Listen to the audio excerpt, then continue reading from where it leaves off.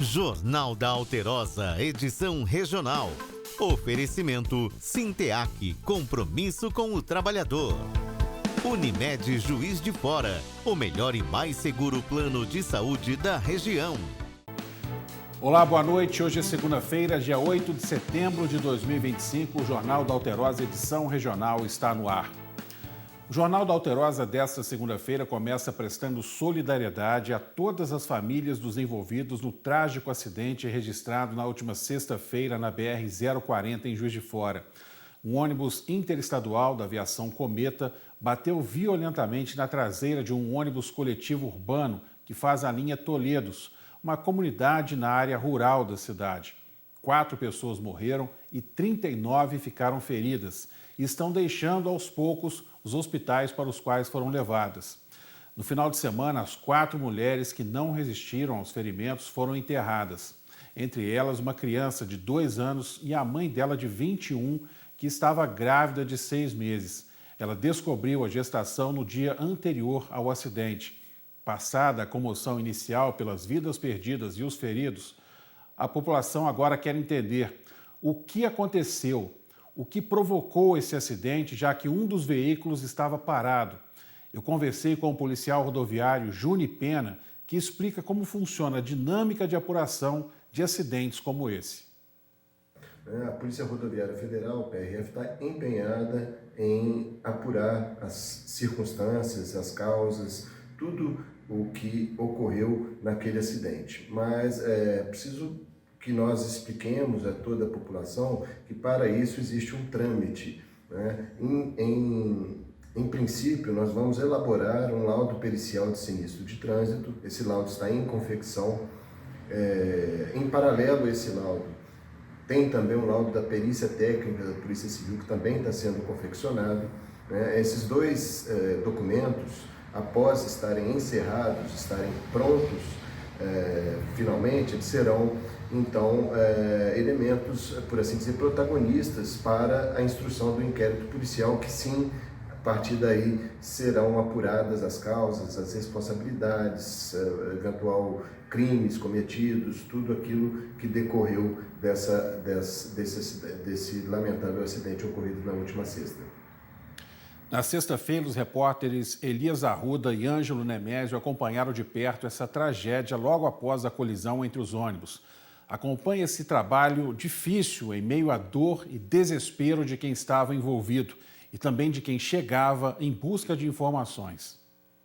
Corpos pela rodovia, pessoas feridas e ambulâncias que foram montadas exclusivamente para dar suporte ao acidente. O ônibus da aviação Cometa estava indo de Belo Horizonte para o Rio de Janeiro quando aconteceu o acidente. Um ônibus urbano, destino Toledo, Juiz de Fora, que foi abarroado por trás pelo um ônibus da Cometa. Então nós estamos falando de 2 cenas. Uma cena que tinham várias vítimas, inclusive vítimas em óbito e vítimas em estado grave. E a outra cena, a mais de 200 metros à frente, também com aproximadamente 7 vítimas, sendo elas 2 vítimas em estado grave e algumas vítimas classificadas por nós como vítimas vermelhas. Vítimas graves, porém, não em óbito. Ia seguir o mesmo destino, mas em um ônibus que saiu em um horário diferente do filho. Meu filho viajou no ônibus das 9 e eu viajei no ônibus de 11. E aí ele me ligou do meio do caminho que tinha acontecido isso. Eu venho apavorada, com o trânsito todo agarrado, porque eu falei que se eu pudesse eu virava um passarinho e saía voando. E aí ele está no hospital aí a empresa vai me levar para o hospital. O ônibus ficou completamente destruído. A cena aqui no local é uma cena de guerra. Corpos no chão, materiais também que estavam dentro do ônibus aqui por todos os lados. A gente percebe inclusive sangue das vítimas. Infelizmente, esse é um dos maiores acidentes dos últimos tempos aqui na cidade de Juiz de Fora.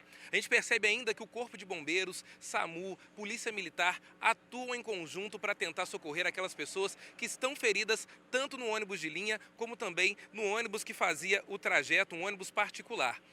No momento deu impacto, vi as pessoas gritando, conseguimos quebrar ali a janela de emergência e uma criança ficou presa na ferragem.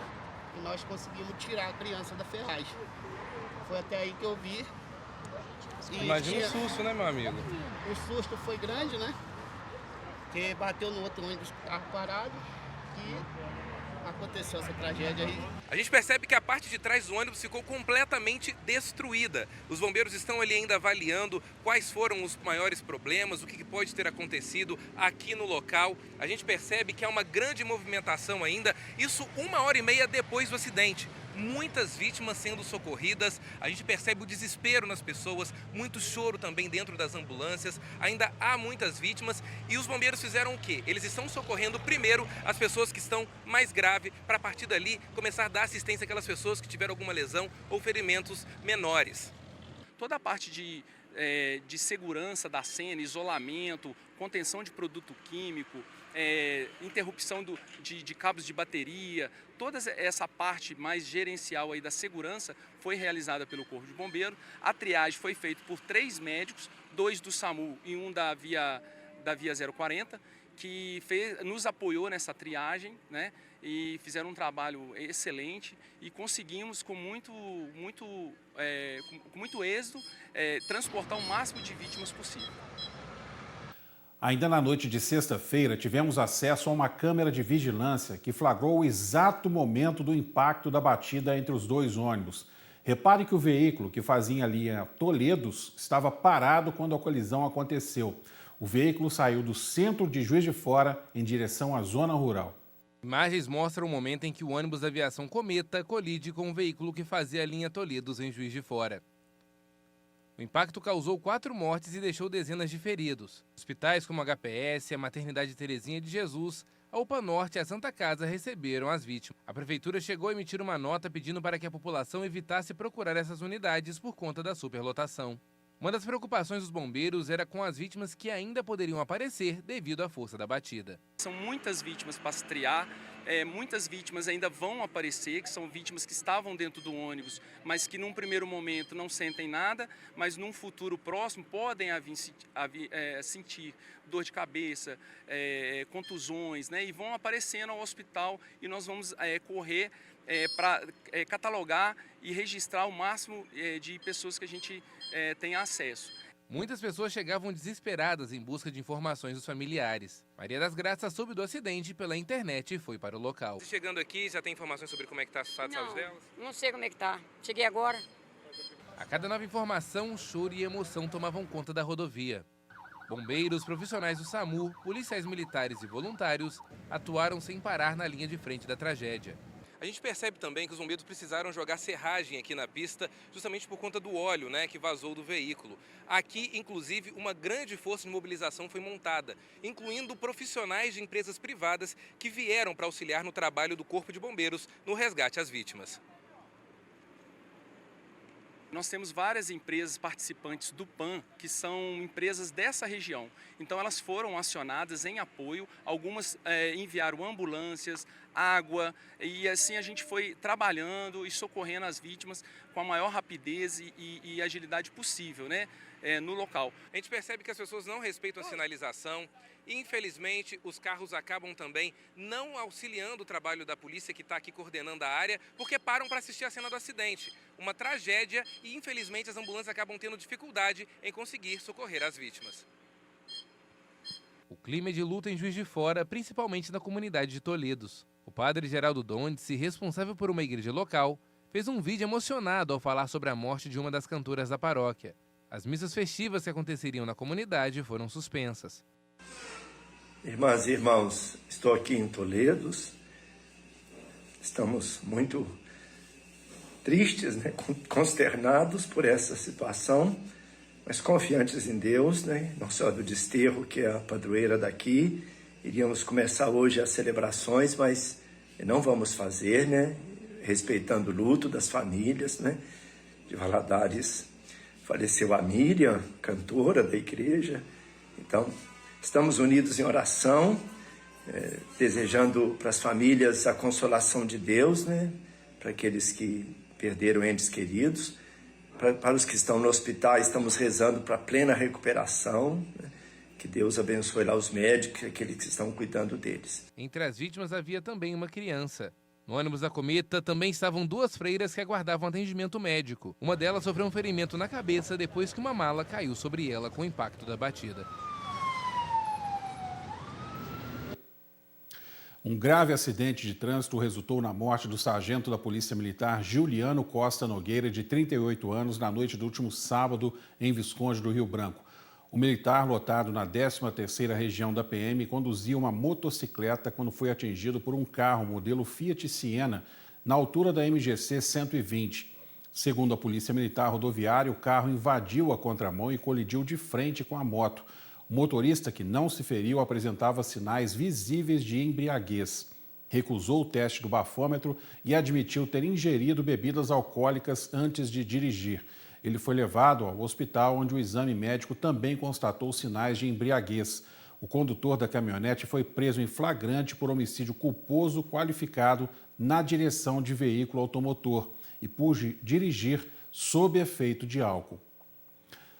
Um homem precisou de ajuda do Corpo de Bombeiros para ser retirado de dentro de um bueiro. Ele foi descoberto no local depois de gritar por socorro.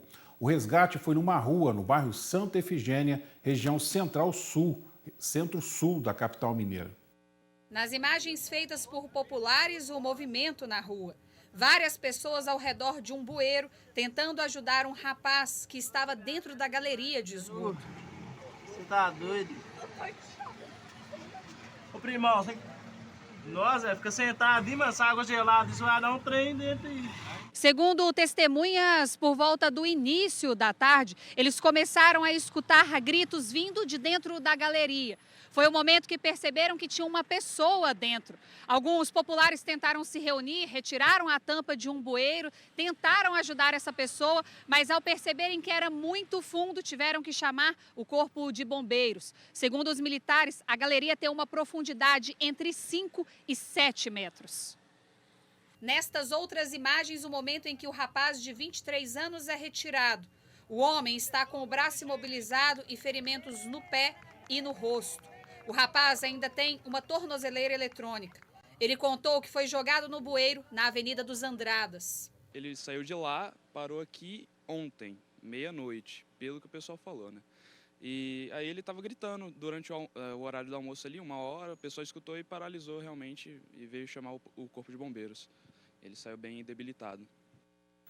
A Polícia Civil fez uma grande apreensão de drogas nesta segunda-feira em Juiz de Fora. O trabalho fez parte da Operação Ceifa de combate ao tráfico de drogas na região. A Polícia Civil teve o apoio também do Núcleo de Operações Especiais da Polícia Rodoviária Federal. Segundo as informações iniciais, a apreensão aconteceu numa granja num condomínio de alto padrão no bairro São Pedro, Cidade Alta. Mais de 2 toneladas de maconha foram apreendidas e encaminhadas para a Delegacia de Polícia Civil. 2 homens, um de 31 e outro de 33 anos, foram presos e também levados para a delegacia. A Polícia Civil divulgou há pouco detalhes da operação e você acompanha a cobertura completa nos telejornais de amanhã da TV Alterosa. Daqui a pouco a gente volta depois do intervalo com mais informações. Até já.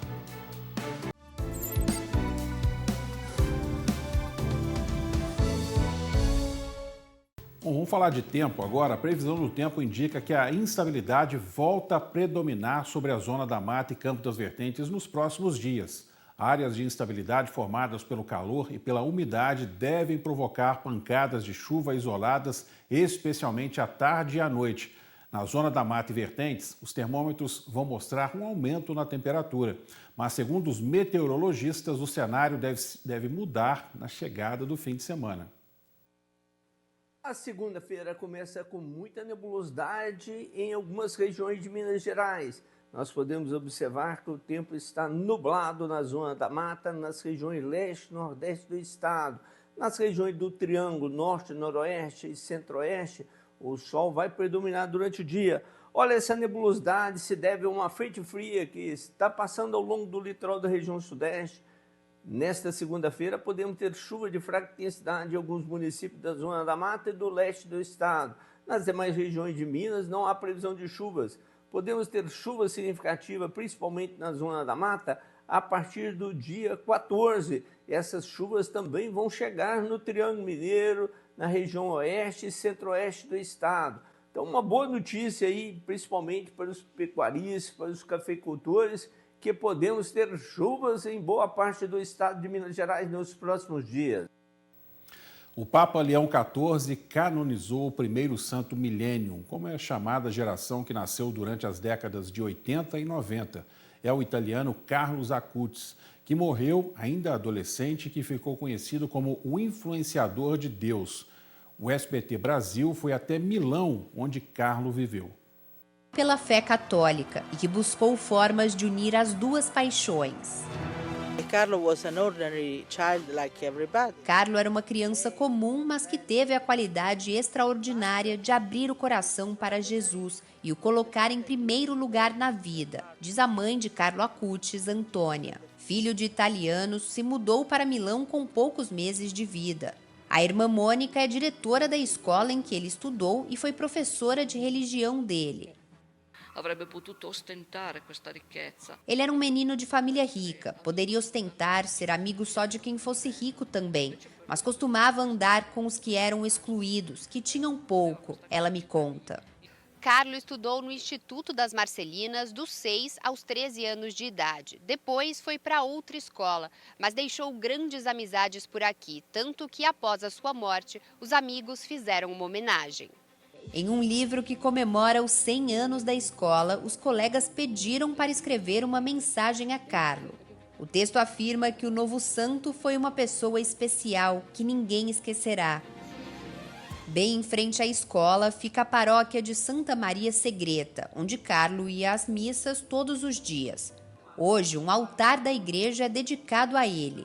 O jovem morreu em outubro de 2006 com apenas 15 anos de idade, vítima de uma leucemia. O corpo foi enterrado na cidade de Assis, conhecida por ser a terra de São Francisco de Assis, de quem Carlo era devoto. A brasileira Francisca Erineuda é uma das responsáveis por cuidar do túmulo de Carlo. Durante o processo de beatificação, iniciado em 2012, o corpo foi exumado e mesmo mais de uma década após a morte foi encontrado em ótimo estado de preservação. O corpo está parcialmente ou conservado, isso é um sinal de graça, sinal de santificação. Eu sempre digo para os jovens, olha, se ele conseguiu com 15 anos de idade, então isso quer dizer que é um sinal para a gente, nós também podemos conseguir.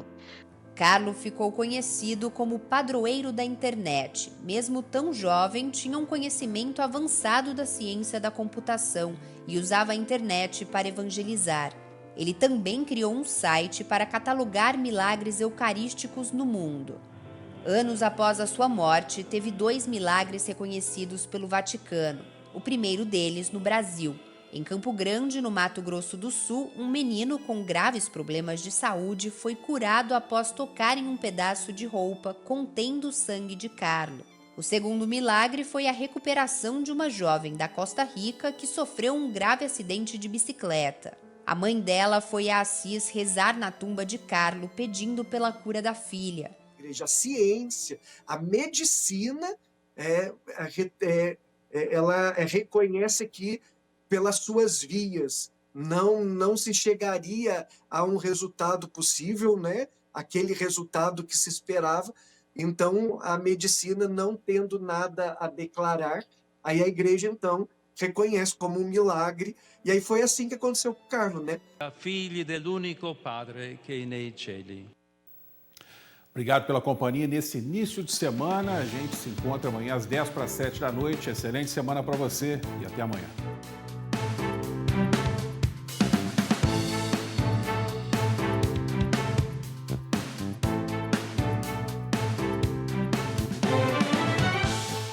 Jornal da Alterosa, edição regional.